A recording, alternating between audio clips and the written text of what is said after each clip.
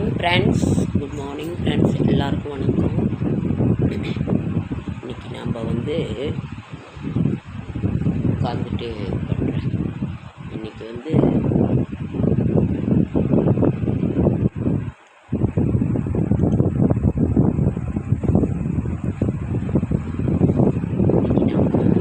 திங்கட்கிழமை கேது ராகு பிரம்மாண்டத்தை கொடுப்பாரு, கெடுப்பார், எல்லாம் இது பண்ணுவார். கொடுக்கவும் செய்வார், கெடுக்கவும். ஆனால் கேது பகவான் அப்படியே சட்டப்படி போவார். இப்போ நம்ம ஒவ்வொன்றும் சரிங்க, ஒரு கட்டப்பஞ்சம் மன்னிச்சுருங்க அப்படி இப்படின்னு சொல்லுங்கன்ற பொழுது அதை செய்யாமல் சட்டப்படி போகிறவர் தான் கேது பகவான். சரி, அந்த கேது பகவானை கேது தசை, கேது புத்தி, கேது இது நடக்கிறவங்களாம் என்ன செய்யணும் அப்படின்னாக்கா, சனி தசை, கேது பகவான், கேது போது நம்ம ஏழுமலையான பிடிச்சிக்கணும். அதே மாதிரி பிள்ளையார் வழிபாடு எடுத்துக்கிறது ரொம்ப ரொம்ப நல்லது, ரொம்ப நல்லது. அதுதான் நம்மளோட இது. என்னால் நிற்க முடியல ஃப்ரெண்ட்ஸ், அதனால தான் நான் உட்காந்துட்டேன். இதை மறைச்சி எடுத்தாலும் எடுக்க முடியல.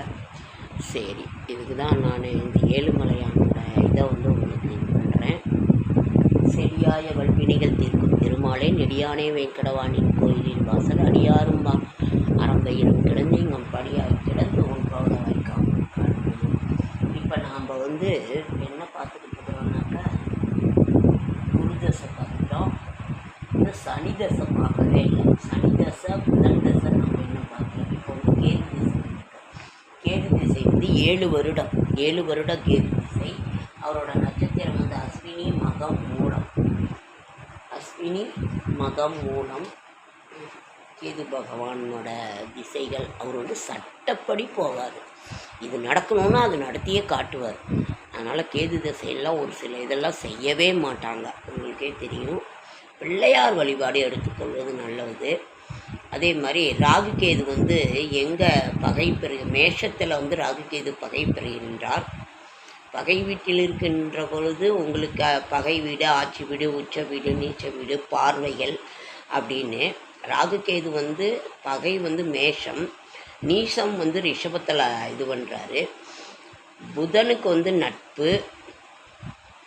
சூரியன் சந்திரனுக்கு ராகு கேது பகை தான். சூரியன் சந்திரனுக்கு ராகு கேது பகை. அதே மாதிரி கன்னிக்கு நட்பு, துலாத்துக்கு நட்பு.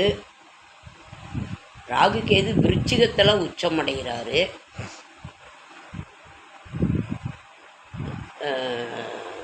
தனுசுக்கு நட்பு, குரு பகவானுக்கு நட்பு. ராகு கேது சனிக்கும் பகை.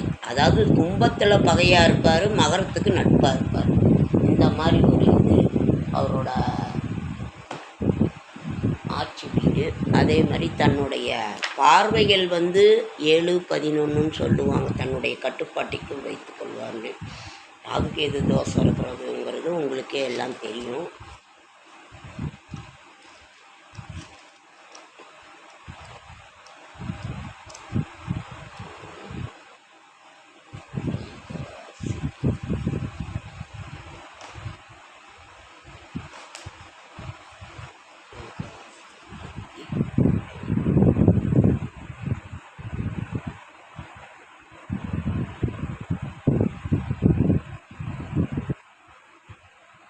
இன்றைக்கி காலாஷ்டமி,